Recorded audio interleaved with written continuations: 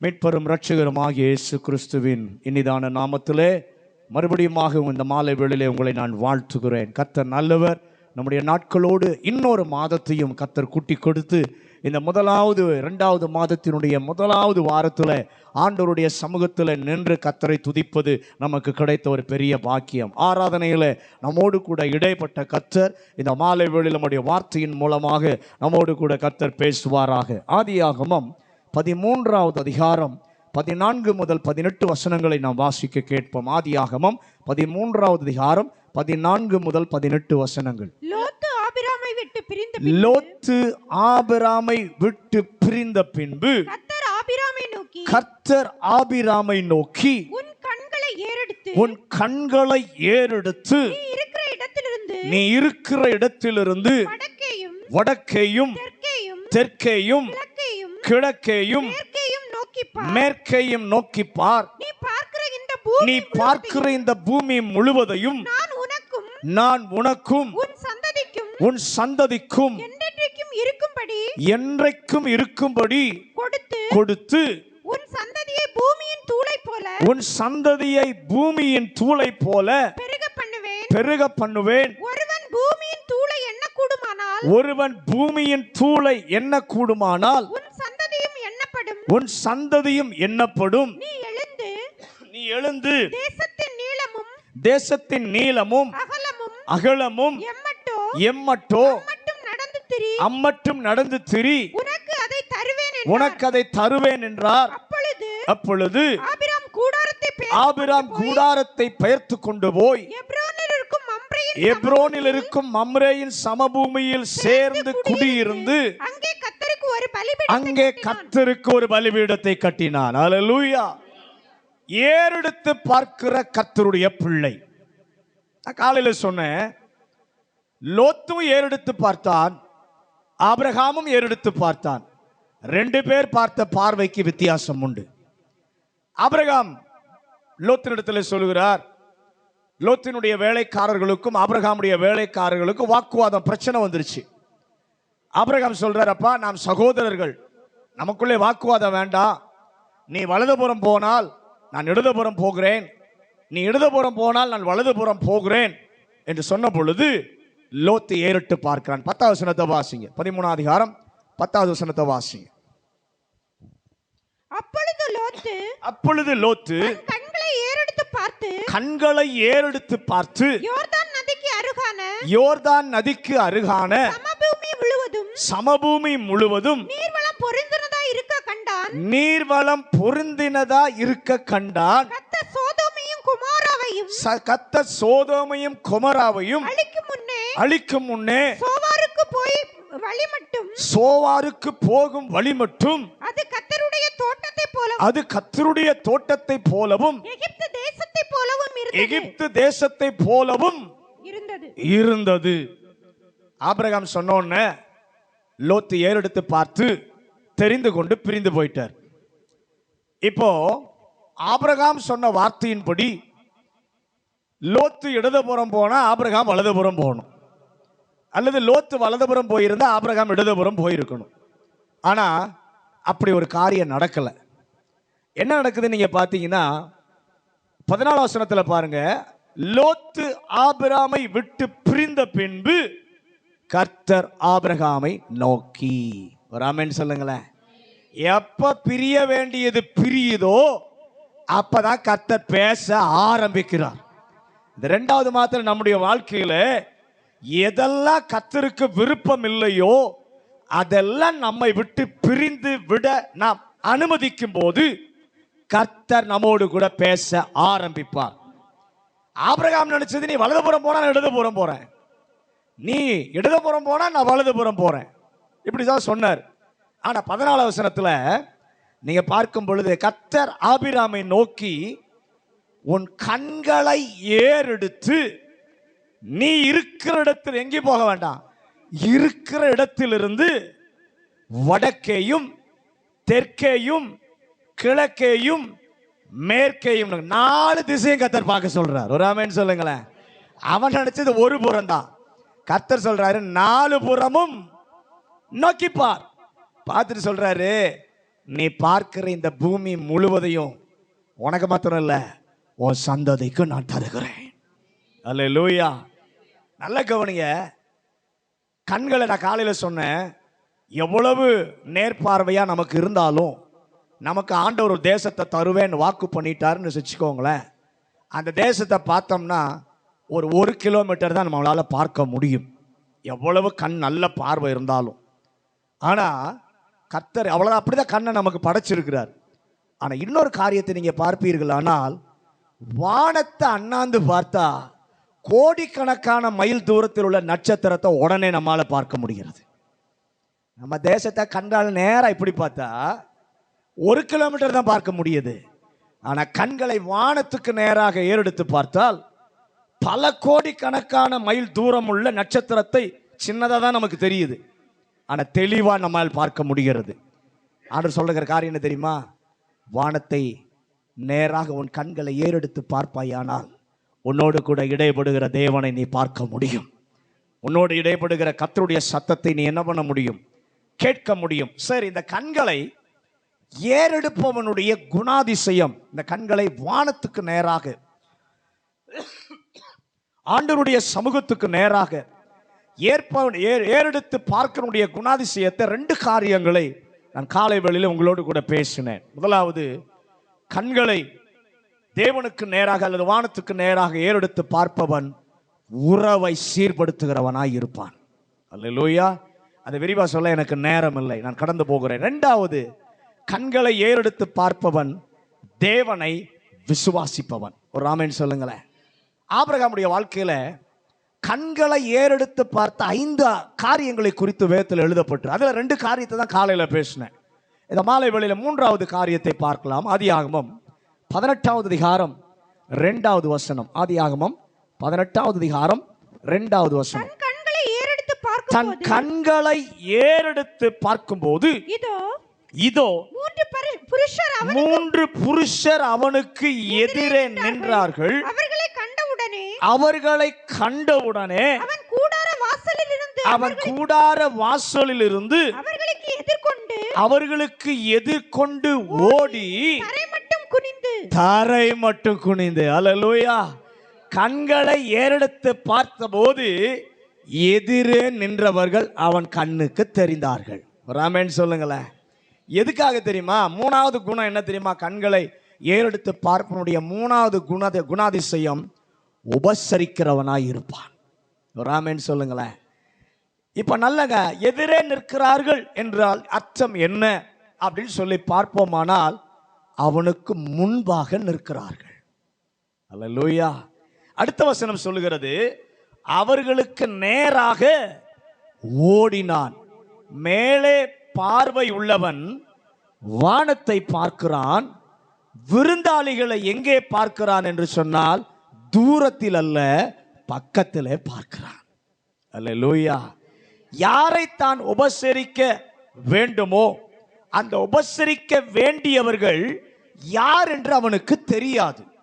ஆனால் கண்களை ஏறெடுத்து பார்க்கிறான். கர்த்தர் அவர்களை எங்கே காட்டி கொடுத்தார் என்றால் உனக்கு முன்னால தான்ப்பா நீ உபசரிக்க வேண்டிய ஆட்கள் இருக்கிறார்கள். அல்லேலூயா.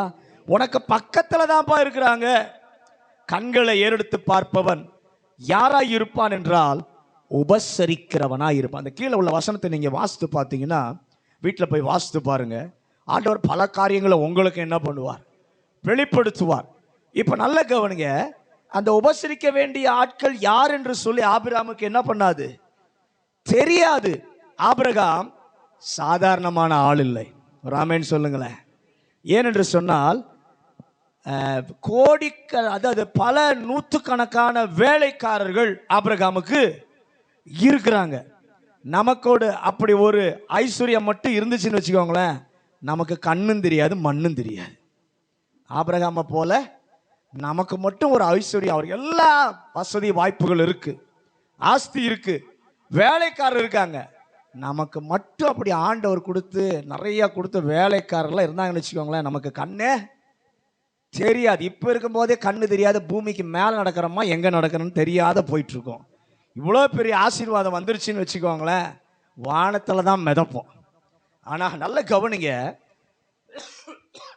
இவ்வளவு பெரிய ஐஸ்வர்யவான் என்ன சொல்றான்னா, ஆண்டவன்மாரே எங்க வீட்டிற்கு நீங்க வந்து காலை கழுவிட்டு போங்க. இவ்வளவு பெரிய ஆள். ஆனா அவன் சொல்றான், ஆண்டவன்மாரே வருந்தி கூப்பிடுறான், நீங்க எங்க வீட்டுக்கு வந்து கொஞ்சம் காலை கழுவிட்டு போங்கள், மரத்தடியிலே உட்காருங்கள். கால் கழுவ என்ன பண்ணுகிறான்? தண்ணீர் கொடுக்கிறான், ஓடுகிறான். 25 வாலிபன் அல்ல, 25 வயசு வாலிபன் அல்ல, 100 வயது கிழவன். ஆமென் சொல்லுங்களேன். 25 வயசு வாலிபன் சொன்னா கூட இந்த காலத்தில் ஓடாது. ஆனா 100 வயசு வாலிபன் என்ன பண்றான்? ஓடுகிறான். எங்க ஓடுகிறான்? நேரா சாரா மாட்ட ஓடுறான். நேரா சாரால மாட்ட ஓடுறான். ஓடி போய் அந்த அம்மா யாரு சொல்லுங்க, அந்த அம்மாட்ட போய் சொல்றான்ப்பா, 3 படி மாவை போட்டு சப்பாத்தி செய். நம்ம கையளவு மாவு போட்டுட்டு சப்பாத்திக்கு பிணைஞ்சி செய்யினா நம்ம என்ன சொல்றோம்?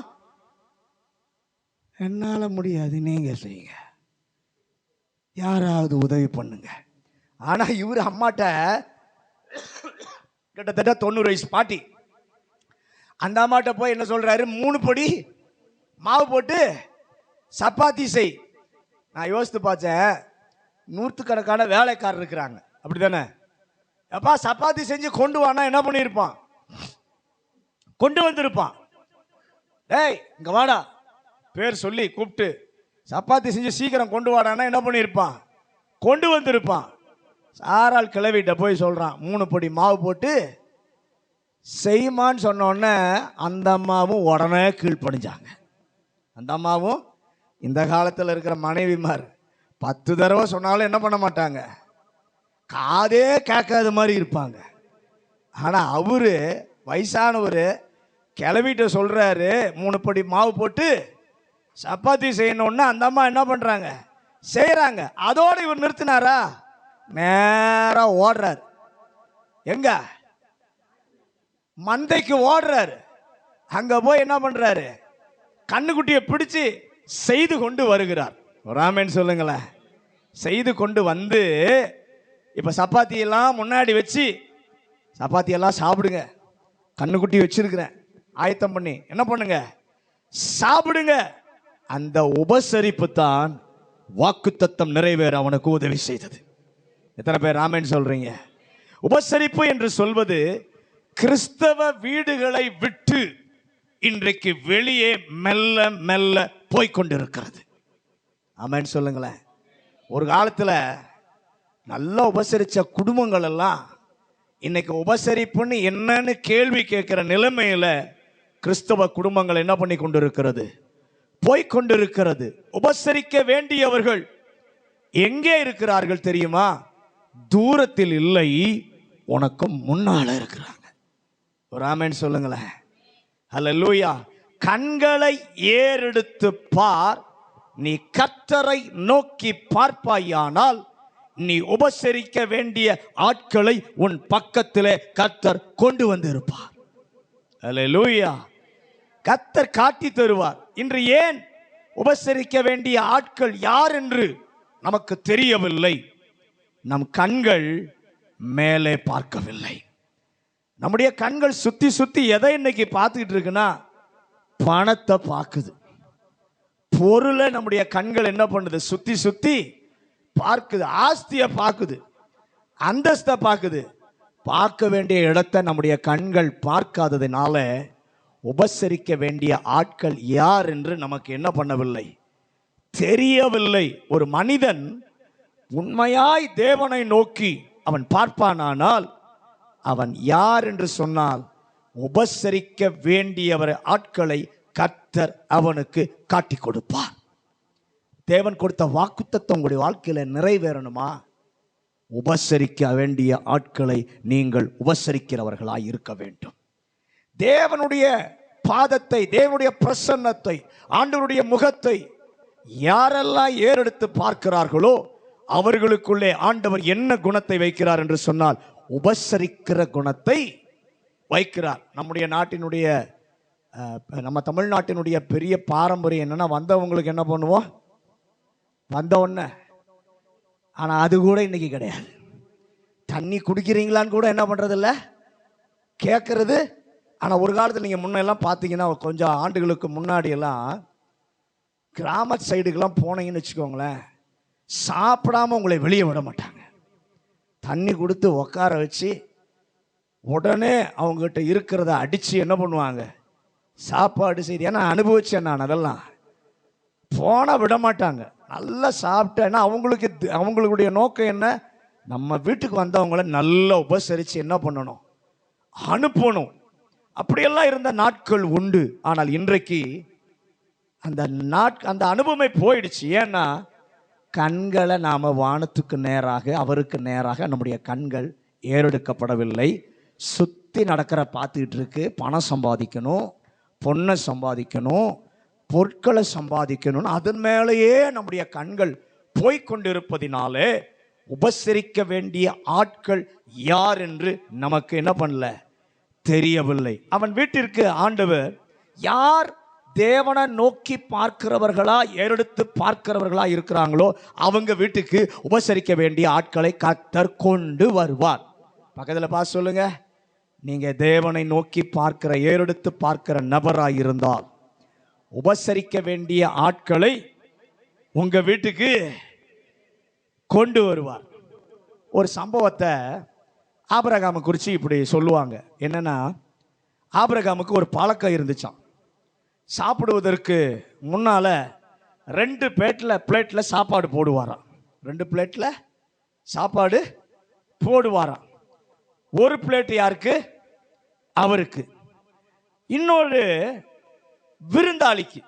இன்னொரு பிளேட் யாருக்கு, விருந்தாளிக்கு. சாப்பாடு 2 பிளேட்லையும் போட்டுட்டு ஆபிரகாம் ஜெபம் பண்ணுவாராம்.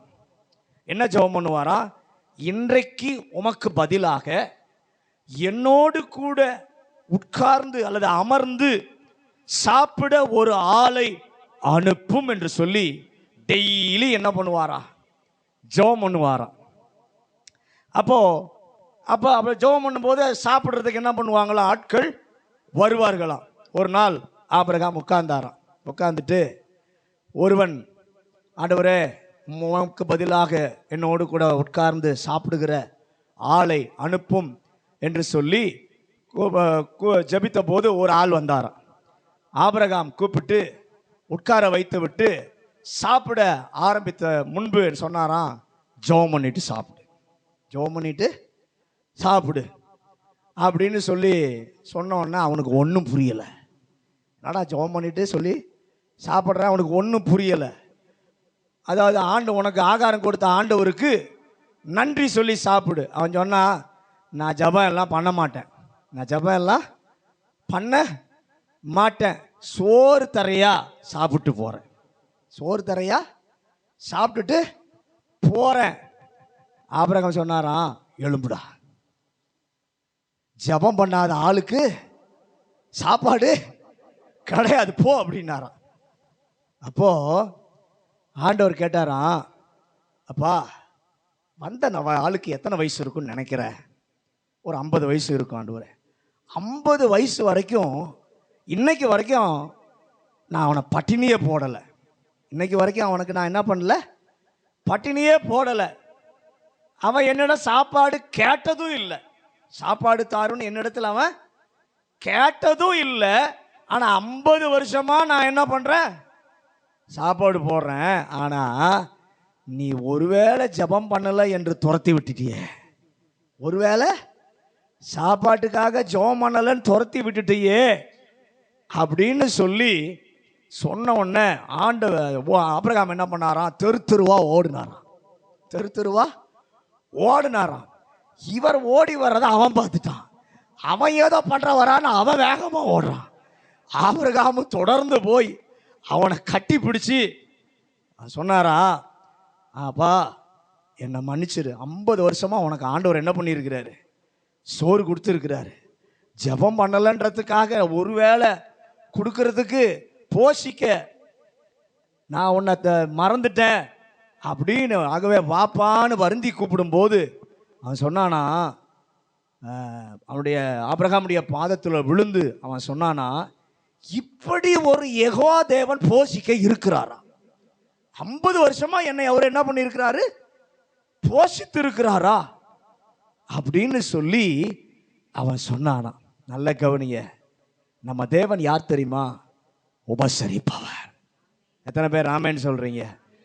அதனால தான் 3 வேளையும் நாம சாப்பிட்றோம். பக்கத்தில் பார்த்து சொல்லுங்க, நம்முடைய தேவன் உபசரிப்பவர். அதனால தான் 3 வேளையும் குறையில்லாம சாப்பிட்றோம். அல்லேலூயா, அல்லேலூயா. நீங்க உபசரிக்க வேண்டிய ஆட்கள் தூரத்தில் இல்லை, உங்க பக்கத்துல தான் இருக்கிறாங்க. அன்று உபசரித்த பக்கத்துல பிச்சைக்காரன் இருந்தான், ஆனா ஐஸ்வர்யவான் ஒண்ணு அவனுக்கு செய்யல. பக்கத்துல தான் இருந்தான் பிச்சைக்காரன், ஆனா அவனுக்கு உபசரிக்க அந்த ஐஸ்வர்யவானுக்கு மனதில்லை, அவன் ஒன்றும் செய்யவில்லை. ஆனால் ஒரு நாள் கண்களை ஏறெடுத்து பார்த்து அந்த ஐஸ்வர்யவான் சொல்றான், ஒரு சொட்டு தண்ணீருக்காக கதறின ஒரு காலம் அந்த ஐஸ்வர்யவானுக்கு இருந்தது. ஒரு காலம் இருந்துச்சு, இந்த பிச்சைக்காரனை போஷிக்க ஒரு காலம் அவனுக்கு இருந்தது. அந்த காலத்தை அவன் பிரயோஜனப்படுத்தல. ஆனா ஒரு காலத்துல ஒரு சொட்டு தண்ணீருக்காக அவன் என்ன பண்ணுகிறான்? கதறுகிறான். அப்ப கண்களை ஏறெடுத்து பாருங்கள், பக்கத்திலேயே விசாரிக்க வேண்டிய ஆட்கள் இருக்கிறார்கள். தேவனை ஒருவன் உண்மையாய் பார்த்து ஐக்கியத்தை ஒழுங்காய் வைத்திருந்தால் அவன் யாராய் இருப்பான் என்றால் உபசரிக்கிறவனாய் இருப்பான். அந்நியரை உபசரிக்கிறவனாய் இருப்பான். நமக்கு தெரிஞ்சவங்களையே, சொந்தக்காரனையே, சொக்கானையே கூட்டி உக்கார வச்சு போடுறோம் பாருங்க சோறு, அது இல்லை. அந்நியனை உபசரிக்கிறவர்களாய் கண்களை தேவனை நோக்கி கண்களை ஏறெடுத்து பார்ப்பவன் இருப்பான். ஆண்டவரிடத்தில் கேளுங்க, ஆண்டவரே எனக்கு இன்னும் தாரும். எனக்கு எதுக்கு? நீ சேர்த்து வைக்கல, நான் பிறருக்கு கொடுப்பதற்காக இன்னும் எனக்கு தாரும். ரோமர் 12வது அதிகாரம் 13வது வசனம். பரிசுத்தவான்களுடைய குறைவில் அவர்களுக்கு உதவி செய்யுங்கள், அந்நியரை உபசரிக்க நாடுங்கள். அந்நியரை உபசரிக்க யாருடைய குறைவில்? பரிசுத்தவான்களுக்கு என்ன குறைவு இருக்கு? ஆனா அங்க வேதம் சொல்லுகிறது, உங்களிடத்துல என்ன இருக்கு? இன்னைக்கு என்ன இருக்கு? செல்வம். இக்காலத்தில் குறைவா இருக்கிற அவர்களுக்கு நீங்க என்ன பண்ணணும்? உதவி செய்தால் நாளைக்கு உன்னுடைய குறைவுக்கு அவர்கள் உதவி செய்வார்கள். அல்லேலூயா. நினைத்து கொள்ளக்கூடாது இன்றைக்கு செல்வமாயிருக்கிறேன், சாகும் வரை இப்படித்தான் இருப்பேன் என்று. உதாரணமா சென்னையிலையும் சவுத்து சைடும் மழை பெஞ்சு தண்ணி, பெரிய செல்வமானுடைய நிலைமை என்னானது? பெரிய பணக்காரனுடைய நிலைமை என்னானது? பணம் இருந்ததுனால எல்லாத்தையும் அவங்களால செஞ்ச முடிந்தா? எல்லாருக்கும் என்ன பிரச்சனை வந்ததோ, எல்லாரும் எப்படி தவிச்சாங்களோ அப்படிதான் செல்வவானும் தவிச்சான். அதனால மனதில் ஒன்றை வச்சுக்கணும், என்கிட்ட பணம் இருக்கு, வசதி இருக்கு, அந்தஸ்து இருக்கு, இது கடைசி வரைக்கும் இருக்கும்னு நினைக்க கூடாது. 2 நாள் மழை தான், எல்லாம் போச்சு. எல்லாம் பணக்காரெல்லாம் கதறான், என் காரு தண்ணியில முழுகிருச்சு, என் காரு தண்ணியில முழுகிருச்சு, எனக்கு சொந்தமானவங்க முழுங்கிட்டாங்க, உதவி செய்ய பணம் இருந்து என்ன பிரயோஜனம்? செல்வம் இருந்து என்ன பிரயோஜனம்? நல்ல கவனிங்க, ஒரே ஒரு சூறாவளி காற்று உன் கதையை முடிச்சிரும். கர்த்தர் இந்த மாலை வேளையிலே உங்களுக்கு எனக்கு சொல்றார், இந்த செல்வத்தை நம்பிக்கொண்டிருக்காதீர்கள். என்னிடம் எதற்கு ஆண்டவர் செல்வத்தை கொடுக்கிறார்? என்னிடம் ஆண்டவர் எதற்காக பணத்தை கொடுக்கிறார்? என்னிடம் ஆண்டவர் எதற்காக வசதி வாய்ப்புகளை கர்த்தர் ஏற்படுத்தி கொடுக்கிறார்? இல்லாதவர்களுக்கு செலவு பண்ண, குறை உள்ளவனுக்கு செலவு பண்ண. கிறிஸ்தவன் யார் தெரியுமா? உபசரிப்பவன். கிறிஸ்தவன் பெயர் கிறிஸ்தவன் அல்ல, உண்மையாய் கர்த்தரை சேவிக்கிற பிள்ளை. நான் உண்மையாய் ரட்சிக்கப்பட்டவன், தேவனோடு நடக்கிறவன் என்று சொன்னால் அவனுக்குள்ள என்ன குணம் இருக்குன்னா உபசரிக்கிற குணம் இருக்கும். நீ உபசரித்து பார், உன் வாழ்க்கையில நிறைவேற்ற வேண்டிய காரியங்களை தேவன் நிறைவேற்ற இறங்கி வருவார். அல்லேலூயா. அதனால தான் வேதம் சொல்கிறது, அந்நியரை உபசரிக்க நாடுங்கள். நன்மை செய்ய திராணி இருந்தால் தேவையானவர்களுக்கு நன்மை செய். யாருக்கு? பரிசுத்தவான்களுக்கு நன்மை செய். உபசரிக்க. மூணாவது குணம், தேவனுக்கு நேராக கண்களை ஏறெடுத்து பார்ப்பவன் உபசரிக்கிறவனாயிருப்பான். நாலாவது காரியம் சுருக்கமா சொல்லி முடிக்கிறேன். ஆதியாகமம் 22வது அதிகாரம் 4வது வசனம் 5வது வசனம். ஆதியாகமம் 22, 4, 5. 3ஆம் நாளில் ஆபிரகாம் தன் கண்களை ஏறெடுத்து பார்த்து தூரத்திலே அந்த இடத்தை கண்டான். அப்பொழுது ஆபிரகாம் தன் வேலைக்காரரை நோக்கி,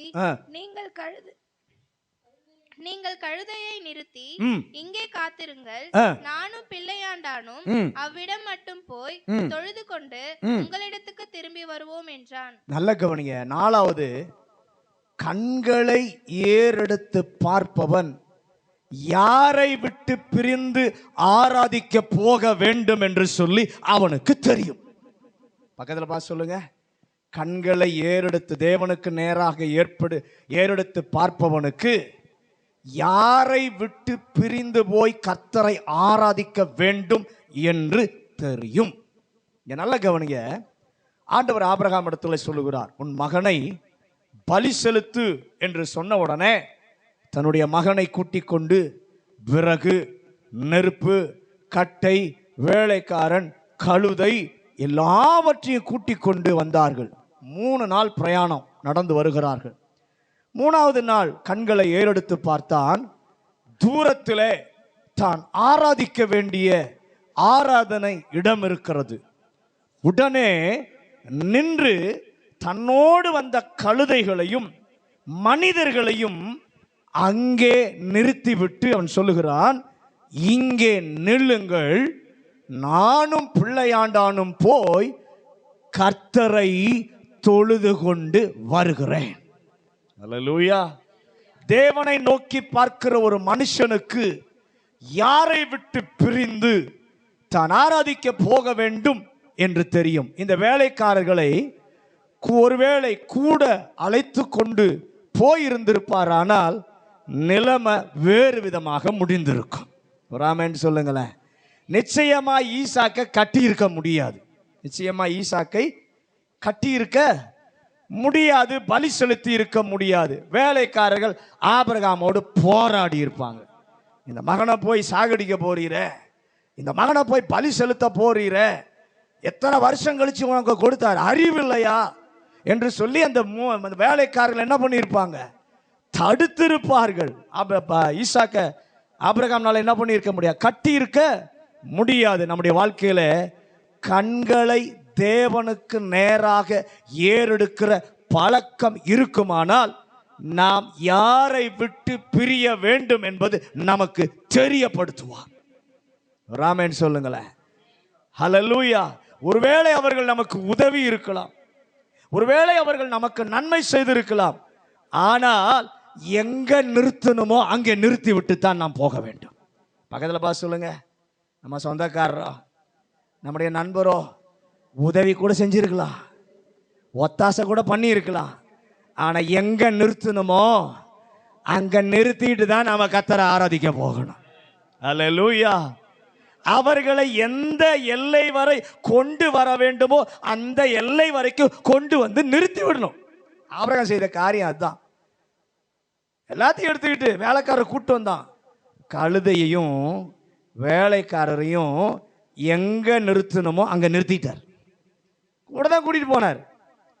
கழுதை மேல வச்சுதான் பொருளெல்லாம் கொண்டு போனார்.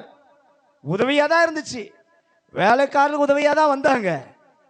ஆனா அவங்களை கூட்டிட்டு போயிருந்த நிலைமை மாறி இருந்திருக்கும். பலி செலுத்த விட்டுருக்க மாட்டாங்க. தேவன் விரும்பினதை ஆபிரகாம்னால செய்திருக்க முடியாது. ஆகவே தூரத்தில் ஆராதிக்க வேண்டிய இடத்தை பார்த்த உடனே மேல நீ வரக்கூடாது, இங்கேயே நில்லு. ராமன் சொல்லுங்களேன். ஹல்லேலூயா, ஹல்லேலூயா. ஆண்டவர் மோசேயிடம் கண்டிப்பா சொன்னார், என்னை ஆராதிக்கும்படி என் ஜனங்களை என்ன பண்ணு, போக விடு. யார் தான் போகணும்? கர்த்தருடைய ஜனங்கள் மட்டும்தான். ஜனங்களுக்கு மட்டும்தான் இந்த செய்தி. ஹல்லேலூயா. நல்ல கவனிங்க. கர்த்தருடைய ஆனா துக்கமான சம்பவம் என்னவென்றால், கர்த்தர் பெரிய காரியங்களை செய்தார், ஒரு நாளிலே விடுதலை ஆக்கினார் இஸ்ரவேல் ஜனங்களோட. யாத்திராகமம் 12வது அதிகாரம் 38வது வசனம். யாத்திராகமம் 12:38. அவர்களோட கூட பல ஜாதியான ஜனங்கள் அநேகர் போனதுமன்றி மிகுதியான ஆடு மாடுகள் முதலான மிருக ஜீவன்களும் போயிற்று. நல்ல கவனிங்க. செய்தி ஆண்டவர் சொன்னது யாருக்கு? தேவ ஜனங்களுக்கு. இங்கிருந்து ஆராதிக்க என்ன பண்ணணும்? போகணும். மோசேட்ட அதான் சொன்னார். ஆனா விசுவாசிகள் மட்டும் போகல, அநேக அந்நிய ஜனங்களும் என்ன பண்ணாங்க? கூட போனார்கள். முடிவு என்ன தெரியுமா? என்னாகமம் 11வது அதிகாரம் 4வது வசனத்தை வாசிங்க. என்னாகமம் 11வது அதிகாரம் 4வது வசனம். பின்பு அவர்களுக்குள் இருந்த பல ஜாதியான அந்நிய ஜனங்கள் மிகுந்த இச்சை உள்ளவர்களானார்கள். இஸ்ரவேல் புத்திரரும் திரும்ப அழுது நமக்கு இறைச்சியை புசிக்க கொடுப்பவர் யார் என்றார். நல்ல கவனிங்க. யாரு இச்சை உள்ளவர்கள் ஆனது? தேவையில்லாத ஆளை கூட கூட்டி கொண்டு போனதினாலே அவன் யாராயிட்டான்? இச்சை உள்ளவர்களாய் ஆனார்கள். அழிவு யாருக்கு வந்தது? இஸ்ரவேலர் தான் அழிதான். இச்சைக்குள்ளே நடத்தினது யார்? மோசேயின் பாளையத்திற்குள் இவர்கள் எப்படி வந்தார்கள்?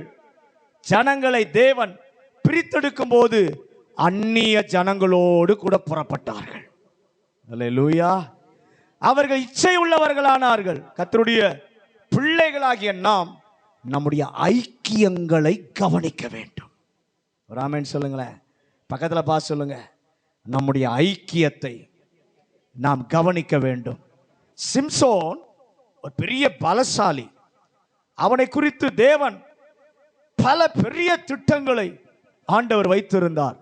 ஆனால் அவன் கர்த்தருடைய பிள்ளைகளோடு ஐக்கியமாய் இருக்கவில்லை. அந்த பெண்ணை பார்த்து அவளோடு பேசினான். அவள் அவன் கண்ணுக்கு பிரியமாயிருந்தாள். முதலாவது பேசினான், அடுத்தது எப்படி இருந்துச்சு? கண்ணுக்கு பிரியமாயிருந்தாள். ஒரு வேசியை கண்டு 16 அதிகாரம் 1வது வசனத்துல நியாயாதிபதிகள் 11:16 வாசிங்க. பின்பு சிம்சோன் காசாவுக்கு போய் அங்கே ஒரு வேசியை கண்டு அவளிடத்தில் போனான். நல்ல கவனிங்க. அவளோடு பார்த்தது மட்டும் இல்ல, அவளோடு போனான். யாரு? நசரேய விரதம் உள்ளவன். ஆனால் இப்போ உன் கண்ணு எப்படிப்பா போச்சு? குருடா போச்சு. வேசி என்று தெரிந்தும் போனான். 16 வாசிங்க நியாயாதிபதிகள். அதற்கு பின்பு அவன் சோரே ஆற்றங்கரையில் இருக்கிற தெலீலாள் என்னும் பேருள்ள ஒரு ஸ்திரீயோட சிநேகமாயிருந்தான். நல்ல கவனிங்க. சிம்சோனே, நீ யார்? உன் அழைப்பு என்ன? உன் தரிசனம் என்ன? நீ எங்க ஐக்கியம் வைத்திருந்தாய்? தவறான ஐக்கியம். அல்லேலூயா. தேவ பிள்ளைகளே, ஆபிரகாம் கண்களை ஏறெடுத்து பார்த்தார். யார் யாரை எங்கே நிறுத்தணுமோ நிறுத்தினார். உங்க வாழ்க்கையில ஒன்ன மறந்துடாதீங்க. எவ்வளோ பெரிய சுவாசியா இருக்கலாம், பல ஆண்டுகள் கர்த்தரை சேவிக்கிற, கர்த்தரை ஆராதிக்கிற விசுவாசியாய் கூட இருக்கலாம். ஒருவேளை நீங்கள் பலசாலியாய் கூட இருக்கலாம், அபிஷேகம் பெற்றவர்களாய் இருக்கலாம், தேவனால் பயன்படுத்தப்படுகிற மனுஷியாய் கூட இருக்கலாம். உன் கண்களை ஏறெடுத்து பார்ப்பாயானால் உனக்கு தேவன் காட்டி தருவார். யாரை எங்க நிறுத்தணும், எந்த எல்லைக்கு வரைக்கும் யாரை கொண்டு வரணும், கர்த்தர் உனக்கு காட்டி கொடுப்பார். தேவன் உண்மையில வைத்த தரிசனத்தை அவன் நிறுத்துற ஆளா இருந்தா எங்க நிறுத்தணும்னு கர்த்தர் காட்டி கொடுப்பார். எப்போ? உன் கண்களை நீ கர்த்தருக்கு நேராக ஏறெடுத்தால். பக்கத்தில் பார்த்து சொல்லுங்க, நம்முடைய வாழ்க்கையில் ஆண்டவர் வைத்திருக்கிற திட்டம், ஆண்டவர் வச்சிருக்கிற தரிசனம் இதை நிறைவேறாம தடுக்கிற ஆள் கூட தான் இருக்கும். அந்த ஆளை எங்க நிறுத்தணுமோ, எந்த எல்லை வரைக்கும் கொண்டு வரணுமோ அந்த எல்லையோடு அவங்கள நிறுத்தணும். அல்லேலூயா. எந்த காரியமும் இடையூறாய் வந்த தேவ திட்டத்தை நிறைவேற்ற நாம இடம் கொடுக்க கூடாது. இடம் கொடுக்காம இருந்து தப்பிக்கணும்னா உங்க கண்களை வானத்திற்கு நேராக எடுத்து பாருங்கள். அவருடைய முகத்தை நோக்கி பார்ப்பீர்களானால் ஆபிரகாமுடைய வாழ்க்கையில் இருந்த இந்த 4 குணாதிசயத்தையும் நமக்கும் கர்த்தர் தருவார். முதலாவது என்ன சொன்ன காலையில்? உறவை சீர்படுத்துகிறவனாய் இருப்பான். இரண்டாவது விசுவாசிப்பவனாய் இருப்பான். மூணாவது உபசரிக்கிறவனாய் இருப்பான். நாலாவது எங்க யார எந்த எல்லையில நிறுத்திட்டு கர்த்தரை ஆராதிக்க போக வேண்டும் என்பது ஆபிரகாமுக்கு நன்றாக தெரியும். ஏனென்றால் அவன் கண்கள் வானத்தை ஏறெடுத்து பார்த்தது. தேவ பிரசன்னத்தை, தேவ சமூகத்தை ஏறெடுத்து பார்த்தபடியினாலே இந்த உன்னத குணாதிசயங்களை கர்த்தர் ஆபிரகாமுக்கு உள்ளே கர்த்தர் வைத்தார். இந்த மாலை வேளையிலும் இந்த மாதத்திலும் இந்த குணாதிசயத்தை கர்த்தர் நமக்கும் கொடுக்க விரும்புகிறார். அது வேணுமா? உங்க கண்கள் இந்த பூமியை பார்க்க வேண்டாம். உங்க கண்கள் இந்த பணத்தை பார்க்க வேண்டாம். உங்கள் கண்கள் பொருளை பார்க்க வேண்டாம். தேவனை நோக்கி, வானத்தை நோக்கி உங்கள் கண்களை ஏறெடுத்து பார்ப்பீர்களானால் இந்த உன்னத அனுபவத்தை உங்க வாழ்க்கையிலும் கர்த்தர் தருவார். முழங்காற்படிடுவோம். பரலோக பிதாவே, இந்த நல்ல மாலை வேளைக்காக நன்றி. இந்த மாலை வேளையிலும் எங்களோடு கூட கர்த்தர் பேசி நம்முடைய வார்த்தைக்காக நன்றி. ஆண்டவரே, வானத்திற்கு நேராக கண்களை ஏறெடுத்து பார்ப்பவனுடைய குணாதிசயம் என்ன, எப்படிப்பட்டவனாக அவன் மாறுவான், இருப்பான் என்று சொல்லி கர்த்தர் எங்களுக்கு இந்த நாளிலே நீர் கற்றுக் கொடுத்த உம்முடைய வார்த்தைக்காக நன்றி. நாங்களும் உங்களை நோக்கி பார்க்கும் பொழுது தேவனோடு உள்ள உறவை சீர்படுத்துகிறவர்களாய் எங்களை கர்த்தர் மாற்றுவீர். ஆண்டவரே, உம்மை விசுவாசிக்க தக்க அனுபவம் நடக்க ஏதுமே இல்லை என்கிற நிலையில கர்த்தரை நம்ப நடக்காததற்கு முன்பே ஸ்தோத்திரம் பண்ணவர்களாய் இருக்க கர்த்தர் செய்வீரப்பா. அந்த அனுபவத்தை எங்களுக்கு தாரும். அந்த அனுபவத்தை எங்களுக்கு தாரும் ஆண்டவரே. உம்மையே எங்கள் கண்கள் நோக்கி பார்க்கட்டும் ஆண்டவரே. ஆண்டவரே, நாங்க யாரை எந்த இடத்துல நிறுத்தணும் அதை எங்களுக்கு நீர் சொல்லி கொடுக்கணும்னா எங்க கண்கள் கர்த்தரை பார்க்க வேண்டும். எங்கள் கண்கள் தேவ முகத்தை பார்க்க வேண்டும். இந்த மாலை வேளையில் ஆண்டவரே, உபசரிக்கிற குணத்தை எங்களுக்குள்ளே கர்த்தர் வைப்பீராக, வைப்பீராக. அந்நியரை உபசரிக்க நாடுங்கள் என்று சொன்னீரே. எங்களுக்கு பணத்தை கொடுத்தது, வசதியை கொடுத்தது, வாய்ப்பை கொடுத்தது அந்நியரை உபசரிக்க. அதை இந்த நாட்களிலே செய்ய கர்த்தர் கிருபை தாரும். வசனம் கேட்ட ஒவ்வொருவரோடும் இந்த வாரத்தில் கர்த்தர் இடைபடுவாராக. இந்த வசனம் அனுபவமாக மாற கர்த்தர் உதவி செய்யும். இயேசுவின் அதிகாரமுள்ள நாமத்தில் ஜெபிக்கிறோம் நல்ல பிதாவே.